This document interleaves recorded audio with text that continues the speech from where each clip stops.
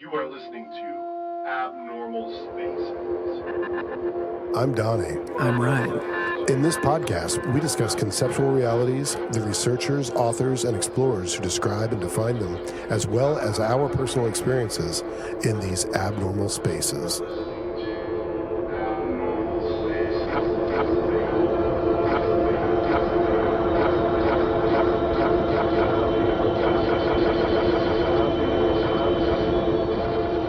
In this episode, we discuss the life and work of Hugo Zuccarelli, his theories of holophonics, and his hyper-realistic auditory inventions. Not to be confused with binaural recording, which is what I'm doing now, utilizing two omnidirectional lavalier mics mounted inside prosthetic ears, affixed to a mannequin head. At the end of the episode, you'll hear this recording device in action.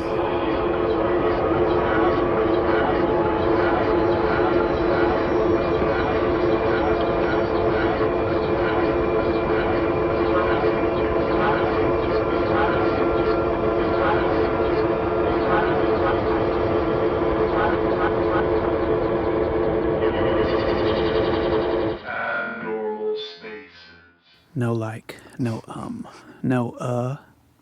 no but. I say but a lot. Yeah. Like it's like but You know, what I say well too much is, well, and... What, well, and yeah, I do. I do all the time. I don't know why. So I've been fascinated by this binaural microphone that is here in the studio. We actually got to record with it. That'll be at the end of this. But it's really neat because it attempts to capture the sound spatially. And in talking about it, you had mentioned Hugo Zuccarelli and Holophonics. So we looked into it, and really interesting.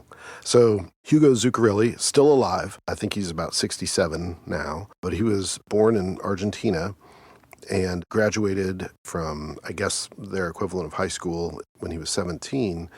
And there was a military coup. And so he immigrated to Italy and went to school there. He was a professor at the University of Buenos Aires, and he manufactured a gas chromatograph. Yeah, I've heard of those. Yeah. What I think is really fascinating is when he was about 10 years old, he witnessed a horrific car accident, but it happened behind him. But because of our ability to hear in a 360 degrees spatial way, he knew where the vehicle was coming from and was able to avoid it.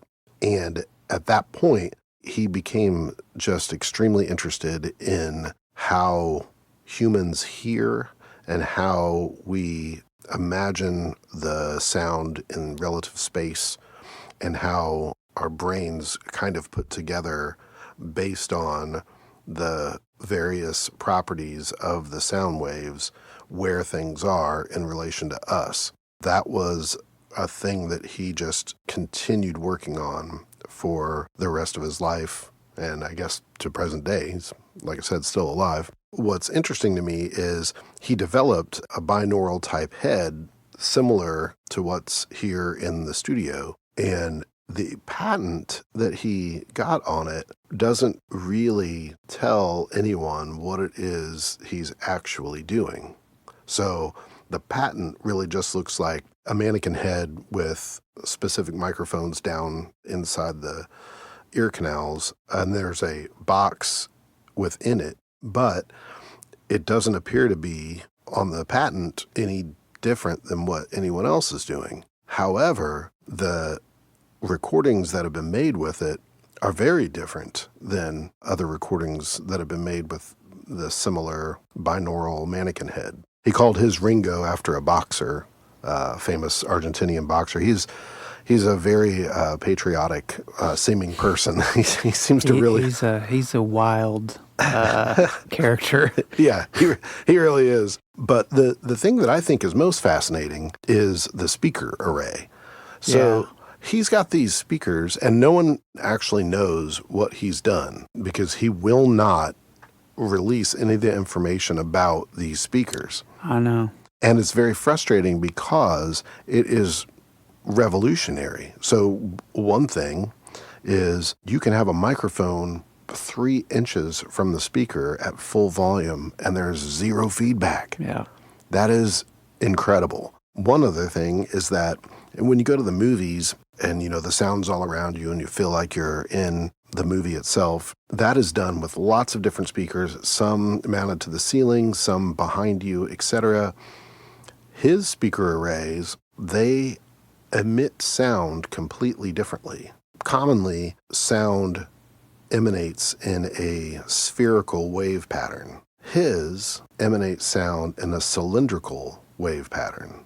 Traditionally, when a spherical sound wave hits the ceiling or the floor or the wall, it'll bounce back, sometimes harshly, and it can create additional reverb, it can create distortion, harmonic noise, etc. The cylindrical wave actually fills the space, and it doesn't crash in that way. In fact, what it does is the volume is the volume of the room that it's in, essentially. You don't have to have high volume, and if you do have high volume, it isn't as harsh on your ears, so it doesn't really affect them in that way. And he's able to get the whole 360-degree field of sound with just having right and left at the, what we call front of house, but, at the stage, basically. So no other speakers around. And that's incredible to me. There are researchers that work with sound in the ocean, and they note the differences between spherical wave patterns and cylindrical wave patterns and how far sound can carry in the ocean depending on whether its source emits it in a spherical way or a cylindrical way. The other thing about his speakers is they are unidirectional. So somehow, even though they are only going one direction, they fill the space with spatial realism and with 360 degrees of sound. And he won't share it. I know, yeah. No one knows. The only thing that I could find about how he showcases these, there's a tiny little auditorium in Argentina, and that's the only place that you can go and experience these speakers. Yeah. And he holds these things called, I can't remember what the name of it is. It's like a festival for listening or for movies. But man, you got to go to Argentina. I've seen a few snips of people in there when he's playing these things, and they're like looking over and like looking behind him and stuff. Like all these people, Yeah. Really just crazy, man. I was looking to try to put this together, and a lot of it I don't understand, as far as the science of it. Yeah. I didn't find that much at all. But that makes sense. I saw some videos where he was in India or something. It was for like not a nightclub, banquet hall. And it was for like a wedding or something for a DJ. And it had all these huge pillars. It was a humongous room. He was like, okay, turn it on. And he just took a video camera and went around the whole room with the music playing on there. Yeah. And even like going past all these pillars, I mean, it was crystal clear. Yeah. Even going to the furthest side of the room where you can't even see the speakers anymore. Yeah. And then he would go in front of the speaker and he'd tell the guy who was operating the soundboard, he'd be like, take this microphone and put it right up to the speaker. And he would. Yeah. And he's like talking into this other microphone and he's like, yeah, there's no feedback. Yeah, it's such a mystery. There's a difficult, to me, mathematical equation for how the sound decreases in intensity. And there are variables as far as like sound pressure in the space, etc. For whatever reason, his speakers and the cylindrical wave pattern, the loss is so minute. And how long it takes and how far away you have to be for the sound to actually really diminish in intensity is incredible to me. It's just incredible. I wonder if he uses multiple small speakers in an arrangement that fire off these cylindrical waves. Right, yeah. Is there some kind of delay that causes maybe it to go around, in a spiral pattern or something like that, so that you couldn't tell just standing in front of it, but maybe it does? I don't know. I mean, he developed this in 1983. Yeah. So, he wouldn't have had computers really to work with, I wouldn't think. The first thing I read, actually, I screenshotted it. I was like, oh, I'm not going to explain that well. Know thyself. Okay, so it's basically like an auditory hologram. It says holograms use multiple exposures of an image to create holograms. Holophonic recording uses multiple exposures of a sound recording to create a holophonic sound. You add layers to the recording by including the interference pattern that is generated when the original recorded signal is combined with an inaudible digital reference signal. Wow. So, God, that was hard for me to do. So, what he's claiming is that the ear produces an interference signal, almost like a white noise or a pink noise or something. Mm-hmm. And that, combined with the auditory world around us, is what signals the brain to tell us where the sound is coming from. Right. And it would make sense that he could do that with speakers as well. Right. Maybe he's using some kind of interference signal in the projection of the sound that's coming out, like it's added to it, or maybe, I don't really know. Yeah. Yeah. Yeah. It's really interesting to me about the holograms because I was like, 7th, 8th grade or whatever, and those were super popular at the time. Almost everyone had like a little necklace that had like a lion's head or something in a dragon or whatever. And, it was the rainbowy colors like gold and green and red and stuff. And anyway, so I thought those were really, really cool. And then when I was in high school, I was in the physics club and we took a field trip up to Vincennes University.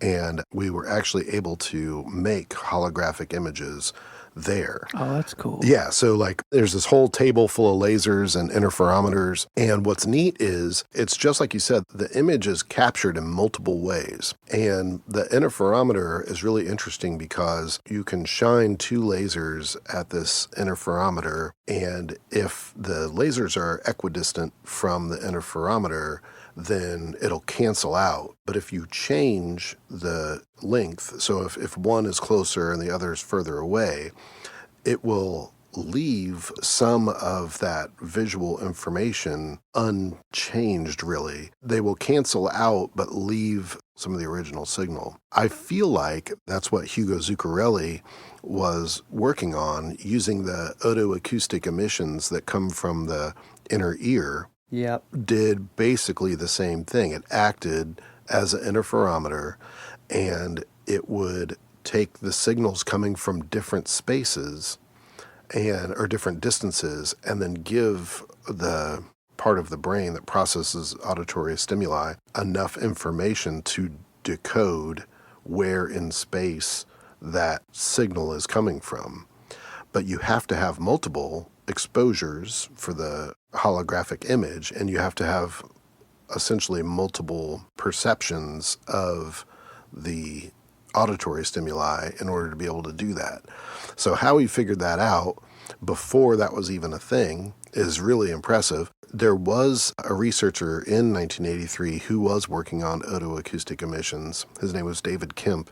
He had a lot of criticisms for Hugo Zuccarelli's work. However, I feel like Hugo Zuccarelli was definitely onto something because you can see it in all the demonstrations of the speakers themselves. Everyone, like I didn't see the one you were talking about, but I saw others, and it's the same pretty much every time. The volume is consistent. There's no feedback. There's no distortion. There's no signal loss. Nothing like that. The clarity is crazy. Yeah. He also had that head that we were talking about, Ringo, that did more than just binaural recording. He was trying to get recording studios to adopt that. A few albums and songs that came out in the early 80s had that. So Yeah. Pink Floyd, The Final Cut was one. Also, I thought this was strange. When the Michael Jackson song Bad was recorded, I don't know if they used Ringo or a facsimile of Ringo or whatever, but Hugo Zuccarelli sued So they had to remaster the Bad recording, but the original first pressing of Bad, if anyone still has that, that has the pirated Ringo recording device.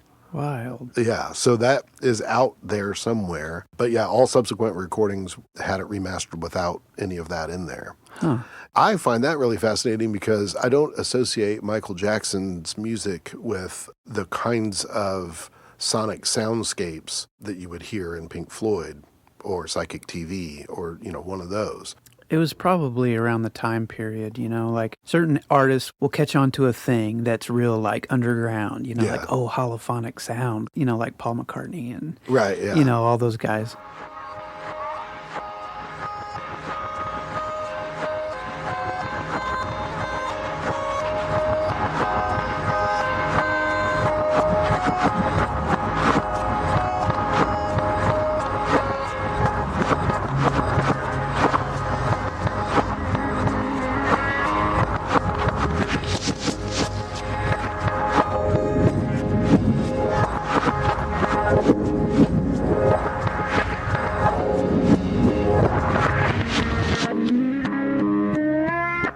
Hugo Zuccarelli really wants to be an outsider and an outcast. He blames Dolby for his work not really taking off because they signed these 20-year contracts with various recording studios and also movie production studios. So they weren't able to experiment with Hugo Zuccarelli's work. So since they signed these contracts, they had to stay with Dolby and only work with Dolby. And so there could be some of that prevented us from learning about this or this becoming the standard in speakers. Even as recently as 3 years ago, he's on Twitter tweeting at Nick Mason, like, "Hey, you owe me money."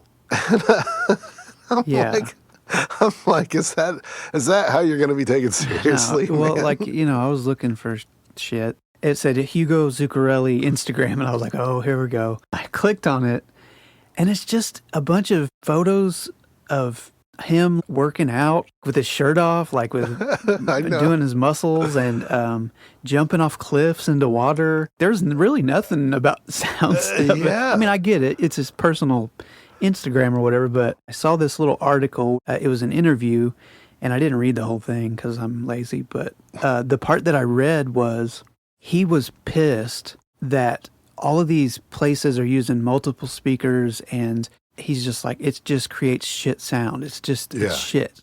Out of all the science we have and all of the experimentation, it's still bullshit. And these people don't deserve this technology, Yeah.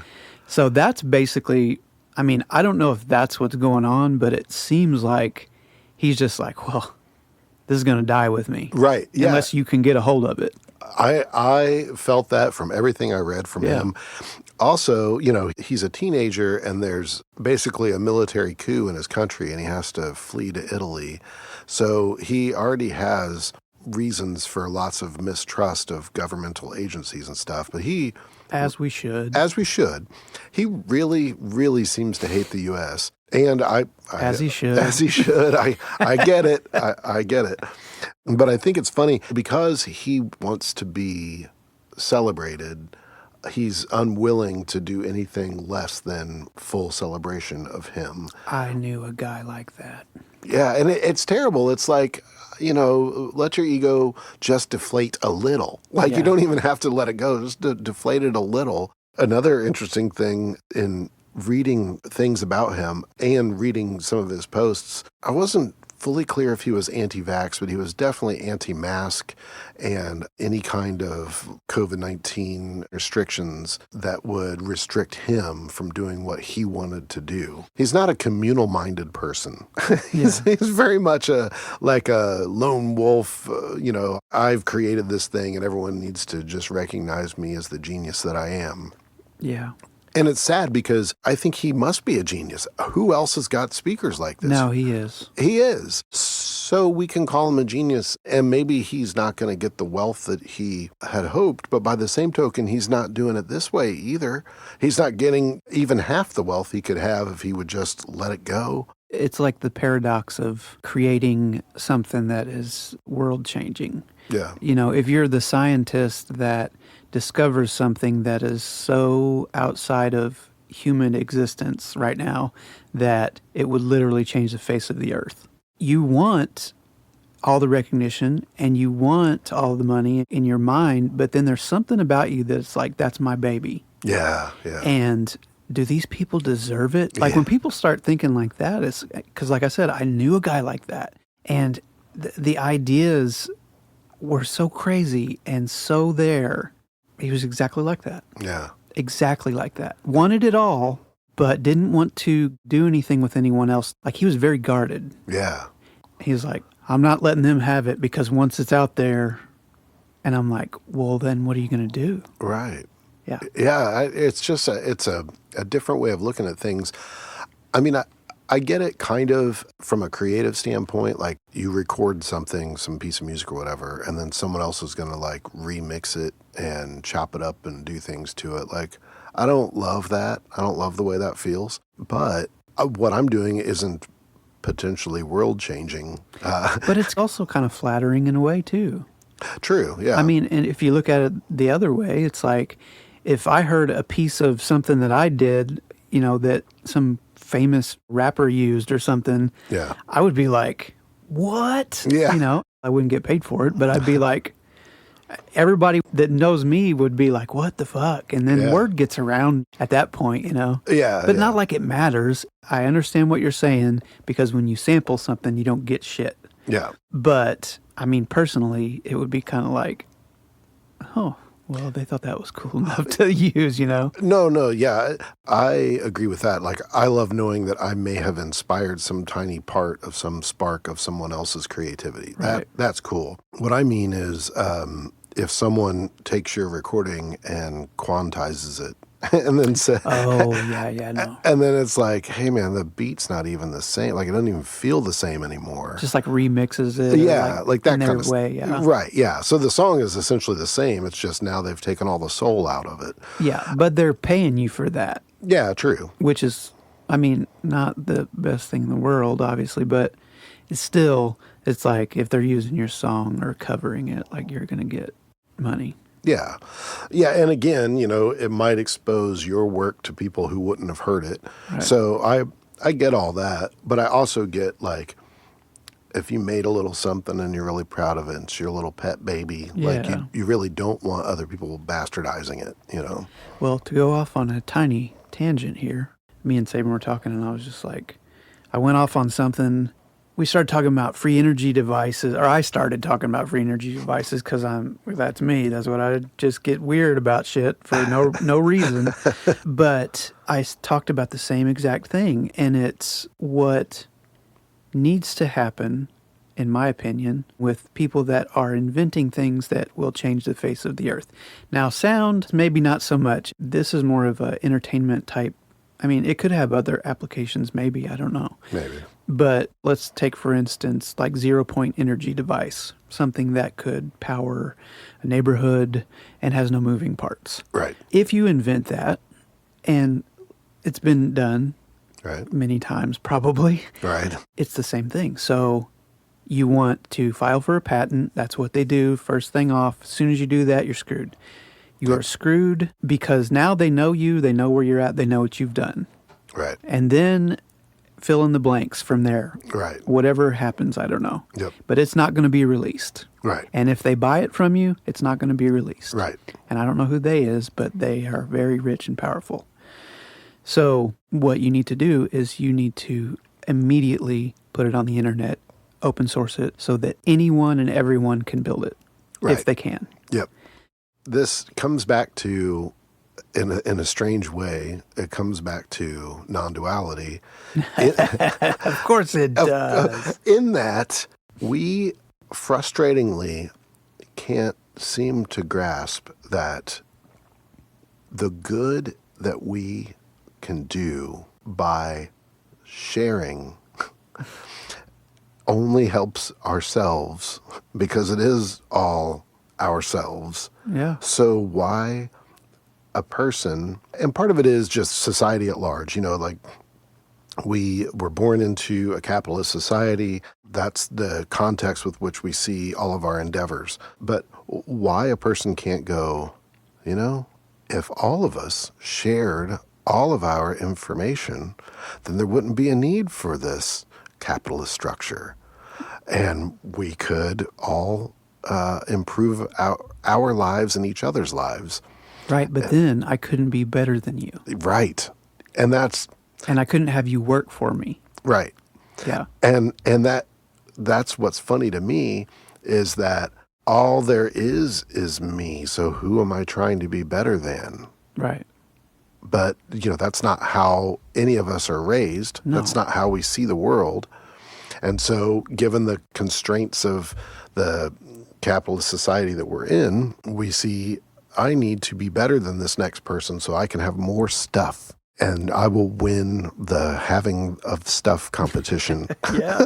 But most of it is also, it's security. It's like, well, if I have enough stuff, I won't have to worry as much, which is just silly and demonstrably unsound thinking. That's not how anything works. The more stuff that you accumulate, the more you have to continue to accumulate. And the more you try to feel secure, the less secure you feel, because you're making yourself feel secure by these arbitrary outside of you measures. So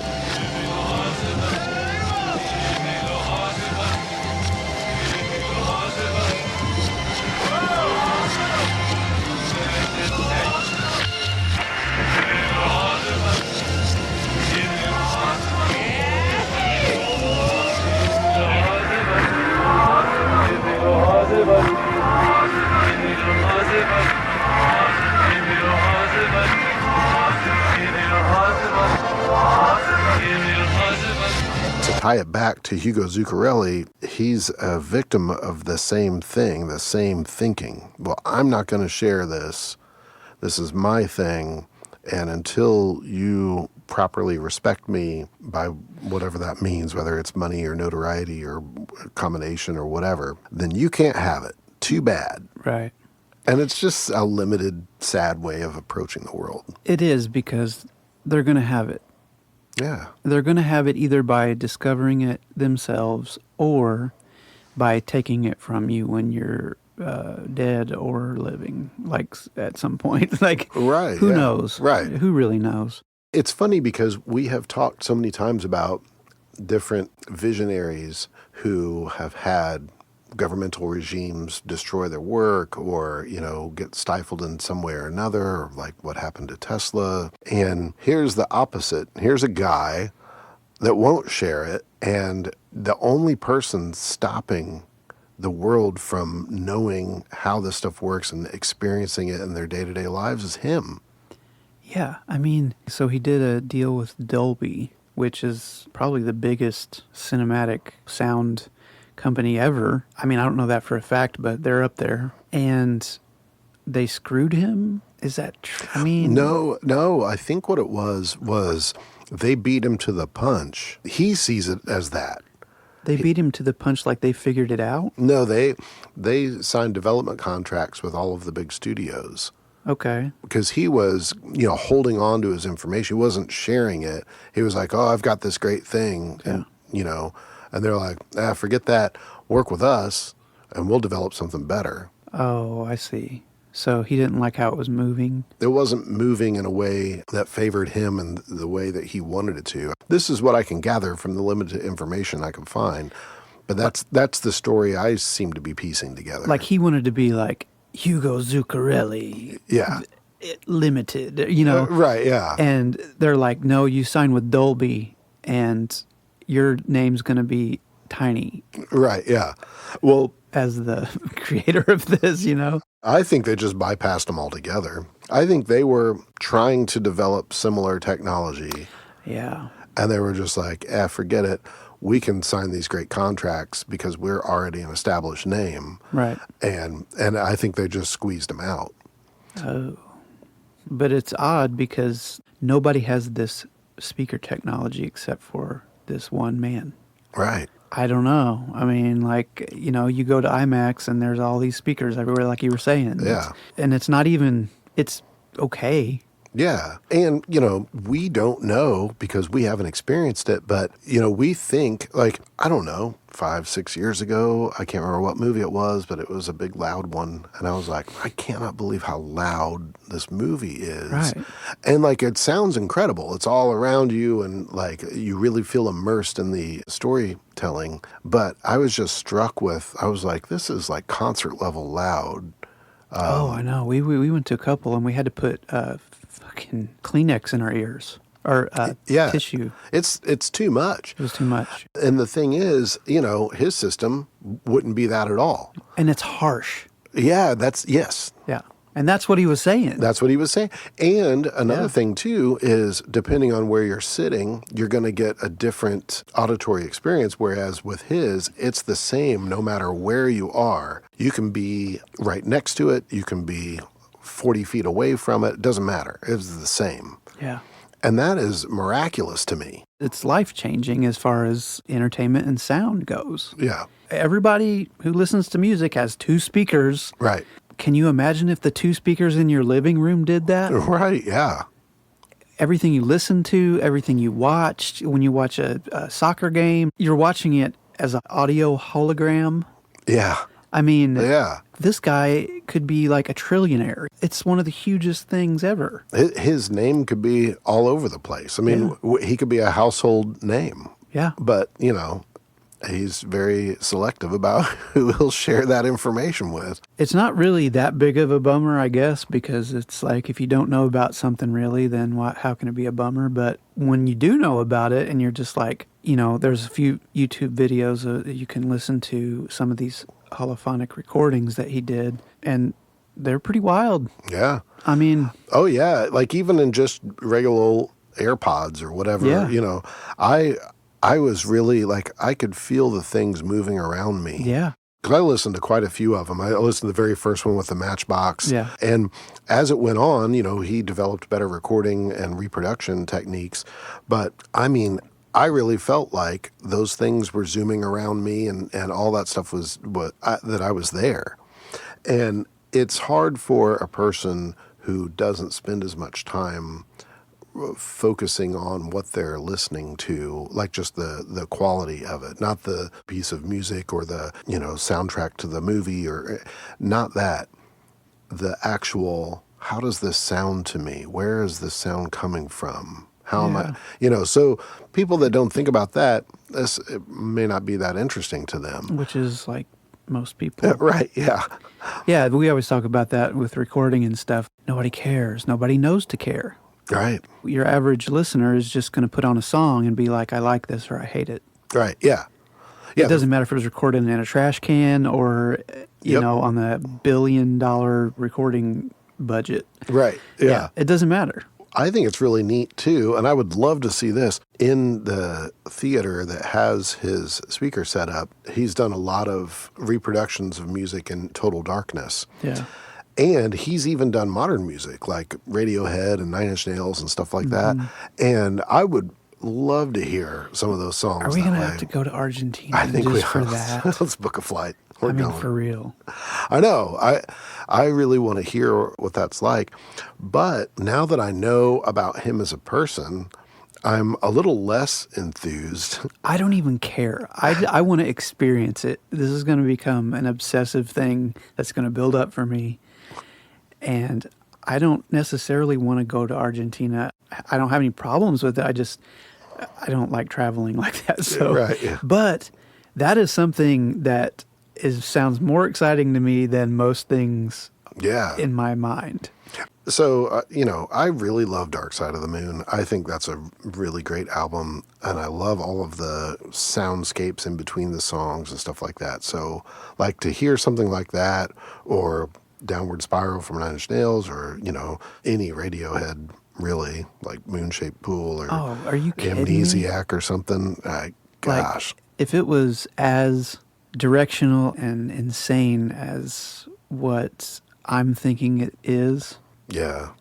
I think it would make me more frustrated after the experience. Right. Yeah, because you can never replicate it. Right. Yeah. But if you go to Italy to this little tiny restaurant that's inside of a cave or something, and they're just like, there's this one dude and it's just this one guy. Yeah. And you just have to hang out outside and eat on this table. Yeah. But it's going to change your life. Yeah. It's the best meal you've ever had. You're not going to get that anywhere else. It's an experience of a lifetime, which is kind of cool. Yeah, it's really cool. I think another thing that this illustrates is how our perception of reality is our personal reality, is the only reality we really know.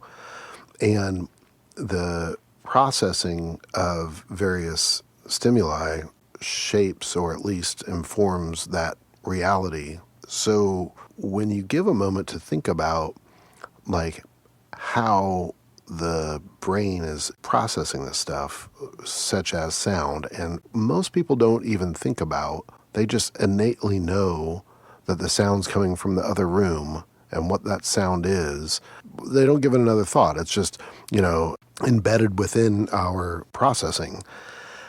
But it's amazing, really, like to think that, close your eyes and listen and you'll know whether something is a foot away or 100 feet away. You'll know whether it is a bowling ball being dropped on the floor or if it's water pouring into the sink or what. Like all of this stuff, you don't even think about it. It feels very subconscious that all of this stuff is happening and you're just getting this information and you're going, oh, yeah, I now know where that bowling ball is or whatever it is, And it's not even that long. Doesn't take any time. It's immediate. It is immediate. Yeah. Now, sometimes you get confused. And you're like, was that a ghost or what was that? It's like reflections and weird. Like if you hear a noise and you're looking around the house for it and it sounds like it's coming from there and then you go there and it's not there and then you go there and it's not there. That's like weird sound reflection shit. Yeah. That is a classic case of duality. So that is the crux of everything that we just keep coming back to, is that it's a paradox. It is two things that are both true and both false. Yeah. But the true thing, on the one hand, is that when we talk about the brain and the ear canal and how sound waves reflect off the ear and how all this measurable stuff happens, we're speaking as if it's happening outside. Yeah. It's in time and space, so it has to use time and space to enter into these ear canals and bounce off of these, all of this stuff, right? Yeah. On the other hand, in the non-dual way, would allude to the fact that we are the sound. Yeah. It's not like I'm the hearer of the sound and the sound is coming to me, the hearer, and then I'm processing it. The sound, the distance is me. Fundamentally, I am that.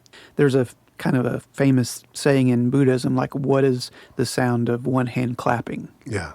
Right. And that's what that is. It's there's only hearing, and that includes the hearer and the heard. Yeah.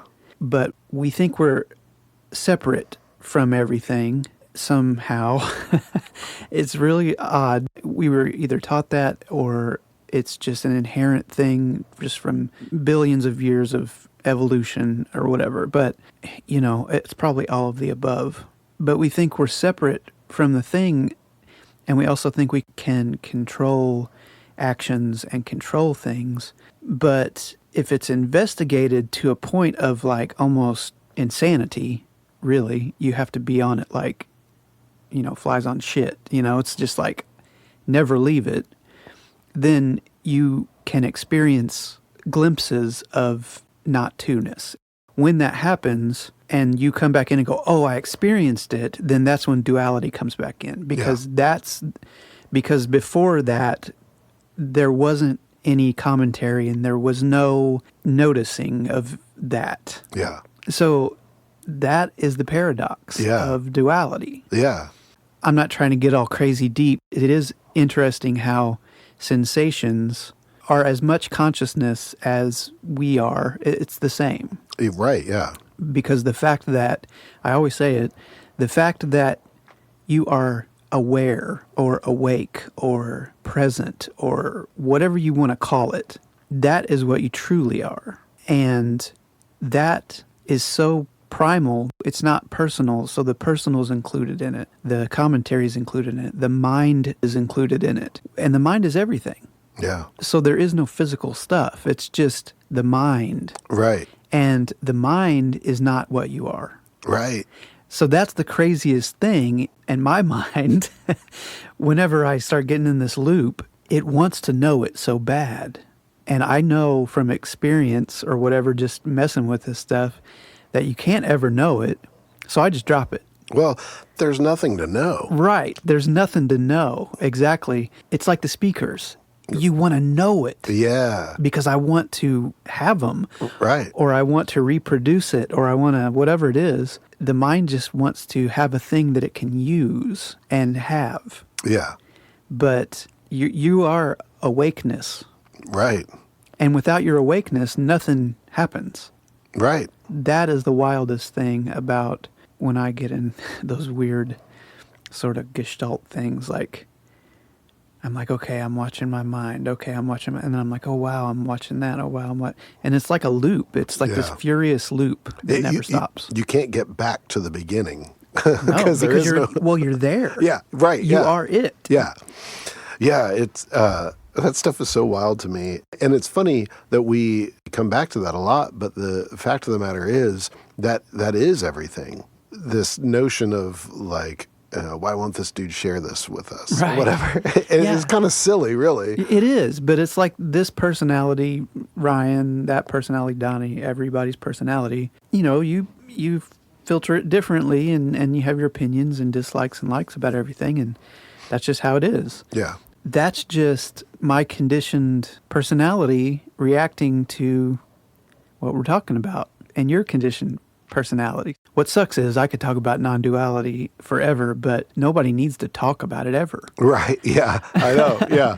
Except for, the person hearing it for the first time, I guess, it benefits them or whatever. Or it makes them frustrated. Like, which it makes everyone frustrated, of course. Like something you can't have or know. Right. Yeah. Yeah. Okay. Yeah. Because you're it? What? What the hell is that? Right. What kind of answer is that? Yeah. Yeah. But it's true. Easier to measure your ear hole with a laser.